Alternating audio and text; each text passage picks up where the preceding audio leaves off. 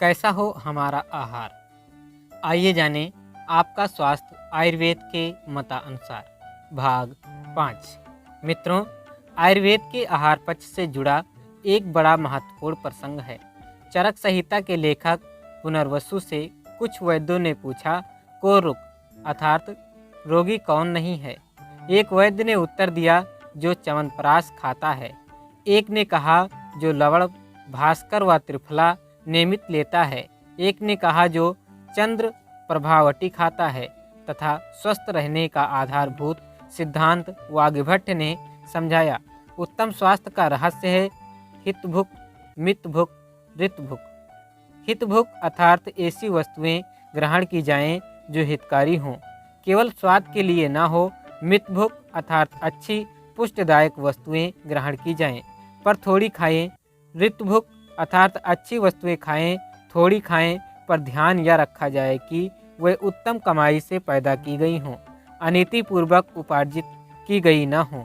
उपयुक्त आहार संबंधी दृष्टांत यद्यपि सर्वविदित है, फिर भी कितने हैं जो इन पक्षों पर ध्यान दे पाते हैं।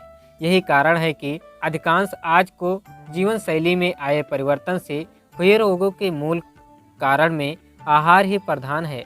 विगत अंक में चरक संहिता में बताए गए आहार वर्गों की चर्चा संक्षेप में की गई थी। अब यहाँ थोड़ा विस्तार से चलते हैं। नंबर 1, अन्न वर्ग। सूख धान्य या सीरियल्स, चावल, गेहूं, ज्वार, बाजरा, जौ, मक्का आदि प्रमुख रूप में अन्न अनाज या सूख धान्य माने गए हैं, जिनका हमारे देश में आहार के रूप में प्रयोग होता है। ये हमारे आहार में ऊर्जा के प्रमुख स्रोत हैं। इन अन्न वर्गों के द्रव्यों में मुख्य घटक कार्बोहाइड्रेट ही होता है। प्रोटीन्स प्रायः 6 से 12% तक पाए जाते हैं। अति आवश्यक अमीनो अम्ल ही प्रोटीन का निर्माण करते हैं, एवं इनकी सूख धान्य में अल्पता ही होती है।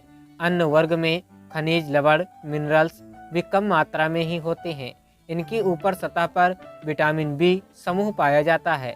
1 वर्ष पुराने तक अन्न का सेवन किया जाता है। नंबर 2, समी धान्य वर्ग। सिम्बी वर्ग या लेग्यूम एवं पल्सेज, इन द्रव्यों से दालें बनती हैं।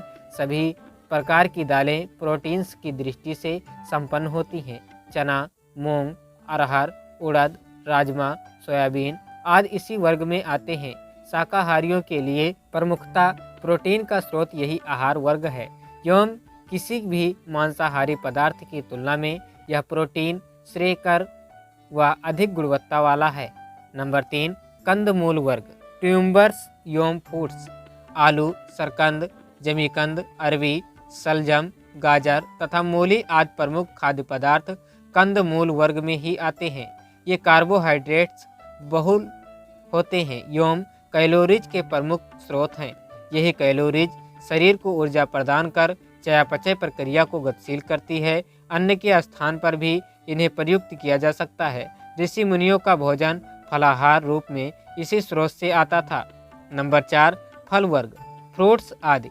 फलों में विटामिन, खनिज, लवण, प्राकृतिक शर्करा, कार्बोज पर्याप्त मात्रा में होते हैं। आमलकी, बिल्व, केला, खजूर, अंजीर, पपीता, जामुन, संतरा, मौसम्बी, अमरूद, आम, अनार, सेब आदि सामान्यतः सब ओर पाए जाने वाले फल हैं, जो औषधि प्रधान गुण भी रखते हैं एवं खाद्य फल के रूप में भी हैं। इनमें कुछ तो मूलतः रसायन जैसे गुण वाले हैं। खुबानी, अंगूर, अनानास, स्ट्रॉबेरी आदि फल भी अब भारत में बहुतायत में उपलब्ध हैं। जिनकी सामर्थ्य हो वे इसका भी सेवन कर सकते हैं। फल सदा पके हुए ही लिए जाने चाहिए। सड़े गले फल नहीं खाए जाने चाहिए। आजकल कोल्ड स्टोरेज का जमाना है। साथ ही आम, केला, अंगूर आदि फलों में कार्बोइड नामक रसायन से पकाया जाता है, जो शरीर के लिए विष समान है। अतः इनके स्थान पर हरी साग सब्जियों का सेवन करना या दूसरे फलों का सेवन करना अधिक उपयुक्त है। नंबर 5, शाक वर्ग। वेजिटेबल्स। आहार के सर्वाधिक महत्वपूर्ण ये घटक खनिज, लवणों तथा विटामिनों की आपूर्ति के प्रमुख स्रोत हैं। करेला, बैगन, तुरई, भिंडी, गोभी, टमाटर, खीरा, सेम, चौलाई आदि शाक वर्गीय पदार्थ का नियमित आहार में रहना बड़ा हितकारी है। ऋतु विपरीत में उत्पन्न शाकों का सेवन आयुर्वेद के अनुसार वर्ज्य है। नंबर 6, हरित वर्ग, ग्रीन फिलो वेजिटेबल्स। इनमें प्रमुख रूप से पालक, मेथी, मटर, कुल्फा, धान्यक पत्र, मूलक पत्र, पुदीना, धनिया आदि आहारांश में प्रयोग किए जाते हैं। इनमें खनिज, लवण तथा विटामिन सी व ई आदि जीवनीय तत्व प्रचुरता से पाए जाते हैं। नंबर 7, शुष्क फल तथा तिलहन, ड्राई फ्रूट्स व ऑयल्स सीड्स। काजू, पिस्ता, बादाम, अखरोट, चिरौंजी, नारियल, मूंगफली आदि नट वर्ग के पदार्थ का प्रायः इनमें उपयोग होता है। ये प्रोटीन बहुल तो होते ही हैं, इनमें स्नेह द्रव जो अंदर के लुब्रिकेशन व वसा पूर्ति के लिए अनिवार्य हैं प्रचुर मात्रा में होते हैं। तिल, सरसों आदि तिलहन वे खाद्य पदार्थ हैं। नंबर 8, इच्छु वर्ग, शर्करा प्रधान, चीनी, गुड़, खंड, ग्लूकोज युक्त पदार्थ इच्छु वर्ग में माने गए हैं। इनका प्रयोग मधुर खाद्य के नाते किया जाता है। इनमें 7% कार्बोज होता है जो ऊर्जा उत्पादन का प्रमुखतम एवं स्रोत हैं। नंबर 9, अम्बु वर्ग, इसमें जल प्रधान सभी पदार्थ आते हैं। जैसे तो यह काया पूर्णतः जल प्रधान है। जल के रूप में यदि हम पानी पीकर अपनी प्यास बुझाते हैं तो विभिन्न शरबतों, फलों के रस द्वारा शरीर के महत्वपूर्ण घटकों के लिए अनिवार्य तत्व की पूर्ति भी करते हैं। तरबूज जैसे फल इसी वर्ग में आते हैं जिनमें 90% से अधिक जल ही होता है। नंबर 10, गोरस वर्ग, मिल्क प्रोडक्ट्स, दूध, दही, पनीर, छाछ आदि इस वर्ग में आते हैं। इसे द्रव आहार माना गया है। कई व्यक्ति इसी का कल्प भी करते देखे गए हैं। इसमें गौदुग्ध की महिमा अपरंपार बताई गई है। दही अनेकों गुण से भरपूर खाद्य है। पनीर व उससे बने पदार्थ भी सर्वोपयोगी हैं।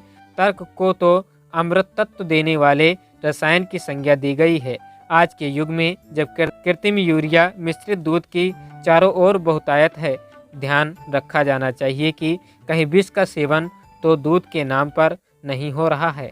दूध को औंटकर बनाए गए खाद्य पदार्थ स्वाद में तो अच्छे लग सकते हैं, किंतु पौष्टिकता की दृष्टि से आज की जीवन शैली वाले व्यक्ति के लिए न लेने योग्य ही है। नंबर 11, स्नेह वर्ग, ऑयल्स व फैट्स, मक्खन, घृत, वनस्पति घृत तथा कृत्रिम वानस्पतिक तेल आदि स्नेह वर्गीय पदार्थ आहार के प्रमुख अंग माने गए हैं। इस वर्ग के पदार्थ कैलोरीज ऊर्जा के प्रमुखतम स्रोत हैं।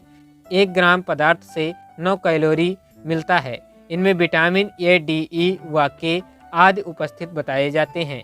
इनका ज़्यादा मात्रा में सेवन करना शारीरिक व मानसिक स्वास्थ्य दोनों ही के लिए हानिकारक हैं, अतः आवश्यकता अनुसार उचित मात्रा में ही इनका प्रयोग होना चाहिए। नंबर 12, कृतांत वर्ग तथा आहार यौगिक, इस वर्ग में कुकर फूड, पकाया हुआ भोजन तथा आहार यौगिक को लिया गया है। आयुर्वेद इस वर्ग की व्याख्या अलग से करता है क्योंकि ऊपर बताए गए सभी वर्ग स्वयं में स्वतंत्र हैं। पकने पर गुणधर्म बदल जाते हैं एवं इनके यौगिक बन जाने पर मिलजुल कर उनका प्रभाव हमारे पाचन व विभिन्न संस्थानों पर पड़ता है। आज इस वर्ग के विशेषज्ञों का बाहुल्य ही चारों ओर दिखाई देता है। पाक कला के विशेषज्ञों ने कृत्रिम जीवन पद्धति के इस युग में स्वाद के नाम पर इस वर्ग का भरपूर दुरुपयोग किया व लोगों के स्वास्थ्य से खिलवाड़ किया है। आज के फास्ट फूड, पिज्जा आदि ऐसी चीजें हैं जिनसे सर्वाधिक नुकसान पहुंचाया है। ऊपर वर्णित आहार वर्गों की व्याख्या के बाद अब कुछ सूत्रों के अनुसार आहार विज्ञान का आयुर्वेद मत पक्ष समझें। ये सूत्र हैं: आहार क्यों खाएं, कितना खाएं, कब खाएं, क्यों खाएं, कैसे खाएं, क्या खाएं। सदैव हितकारी पदार्थ का सेवन करना चाहिए जिनके सेवन से शरीर में विषाक्तता बढ़े, जैसे शराब, चाय, कॉफ़ी, पान, तंबाकू, अंडे, मांस, मछली आदि इनका सेवन कदापि न करें। जिन्हों उपयोगी पदार्थों को आहार में अवश्य लें एवं गेहूँ, चावल, मक्का, बाजरा, दालें, मक्खन, हरी सब्जियाँ आदि भोजन सदैव ताज़ा लें। हो सके तो अंकुरित अन्न को प्रधानता दें। मूंग, चना, मूंगफली, तिल, गेहूँ आदि को अंकुरित कर उनका नियमित सेवन किया जा सकता है। कितना खाएं? मितासी इस्चात अर्थात थोड़ी मात्रा में लें। खाद्य पदार्थ कितने ही पौष्टिक व स्वास्थ्यवर्धक क्यों न हो, हानिकारक ही सिद्ध होते हैं। यदि मात्रा का ध्यान न रखा जाए।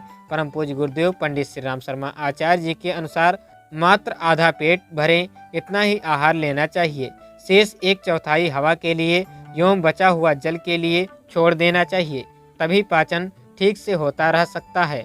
इतना अधिक न खाया जाए कि भोजन डकार के साथ बाहर आ जाए और इतना कम भी न हो कि शरीर को पोषण ही न मिले। शारीरिक श्रम करने वालों को पर्याप्त प्रोटीन, शर्करा व चिकनाई की आवश्यकता होती है। आध्यात्मिक तप व मानसिक कार्य करने वाले को सुपाच्य उबली सब्जियां, रोटी, दलिया, दुग्ध, मीठे फल आदि पर्याप्त पोषण दे सकते हैं। कब खाएं? अग्निहोत्र की तरह भोजन 2 ही समय करना चाहिए। प्रथम भोजन प्रातःकाल 8 से 12 बजे के बीच तथा शयन काल का 7 बजे से पूर्व कर लेना ही आयुर्वेद ने हितकारी बताया है।